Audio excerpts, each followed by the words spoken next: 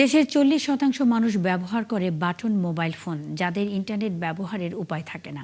প্রান্তিক এই জনগোষ্ঠীর সরকারি অনলাইন সেবা পেতে সময় ও ব্যয় কমাচ্ছে জাতীয় হেল্পলাইন 333। কিন্তু বারবার এই সেবা প্রকল্প শেষে অনিশ্চয়তায় পড়ছে। একই সাথে কমছে লোকবল। প্রকল্প পরিচালক বলছেন, ডিসেম্বরে প্রকল্প শেষ হলেও কার্যক্রম বন্ধ হবে না, আর লোকবলও বাড়ানোর কথা চলছে। মোহাম্মদ তুহিনের ক্যামেরায় শাহনাজ শারমিনের প্রতিবেদনের শেষ পর্ব। আপনার বিষয়টির জন্য আমরা দুঃখ প্রকাশ করছি। জাতীয় হেল্পলাইন 333 প্রান্তিক মানুষের কাছে তথ্য, সহায়তা ও সেবা পৌঁছে দিচ্ছে। বাংলাদেশের নাগরিক, স্মার্টফোন কিংবা বাটন ফোন ব্যবহারকারীদের সবার জন্য 333, যা সরকারি সেবা প্রাপ্তিতে জনগণের সময়, খরচ ও ভোগান্তি কমিয়ে আনে।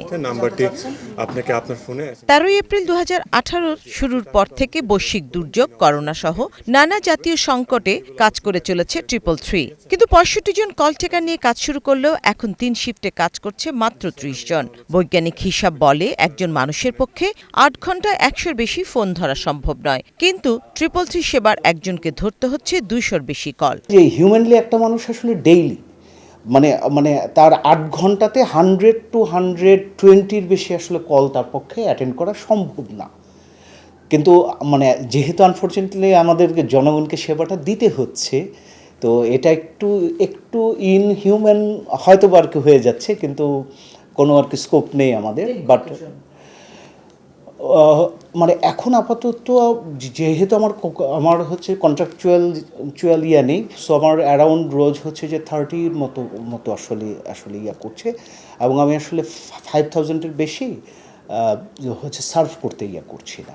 এখানে সবচেয়ে বড় যে চ্যালেঞ্জটা হয়ে যায় সেটা হচ্ছে যে একটা কল সেন্টারে মানুষ যখন ফোন করে এবং ওই কলটা যখন অ্যাটেন্ডেড না থাকে, তখন কিন্তু আসলে ওই হচ্ছে ফ্রাস্ট্রেশনটা আর কি হয় মানুষের মধ্যে আর কি।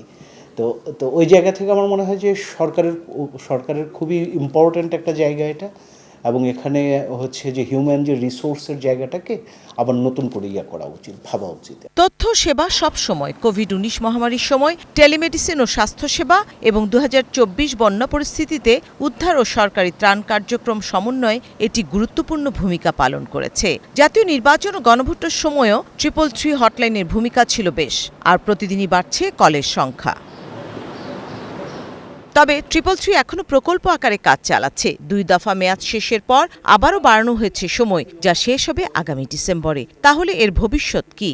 আমাদের এই প্রোগ্রামটি আসলে শেষ হবে ডিসেম্বর 2026-এ, এবং তারপরে আমাদের এজেন্সি কার্যক্রম শুরু হবে। আমরা মনে করি যে এজেন্সি অ্যাসপায়ার টু ইনোভেট থেকে যখন এজেন্সি টু ইনোভেটে এটি ট্রান্সফার হবে, তারপরেও আমি মনে করি যে এই 333 এই প্রোগ্রামটি চালু রাখা দরকার, কারণ জনগণ যে সেবাটি নিয়ে অভ্যস্ত, জনগণ যেটার উপর আস্থা রেখেছে, আমরা দেখেছি যে নির্বাচনের সময় এটির গুরুত্ব অত্যন্ত অপরিসীম ছিল, এবং নির্বাচন অফিস থেকে আমাদেরকে ওই সময় এটিকে চালু রাখার জন্য বারবার আমাদেরকে নির্দেশনা প্রদান করা হয়েছে, এবং আমরা সে আলোকে এটিকে চালু রেখেছি, এবং নির্বাচনে এটি অত্যন্ত গুরুত্বপূর্ণ প্রভাব রেখেছে। আমরা বিশ্বাস করি যে জনগণকে এম্পাওয়ার করতে গেলে, জনগণের নিকট সেবা পৌঁছাতে গেলে, জনগণকে আমাদের সেবার কাছে যদি আমরা আনতে চাই, তাহলে অবশ্যই 333 এটিকে চালু রাখা দরকার। দেশের পিছিয়ে পড়া জনগোষ্ঠীর জন্য বিশেষ সেবা চালু রেখেছে জাতীয় এই হেল্পলাইন। এমনকি ইশারা ভাষাতেও সেবা পায় প্রতিবন্ধী জনগোষ্ঠীর মানুষরা। শাহনাজ শারমিন, 71, ঢাকা।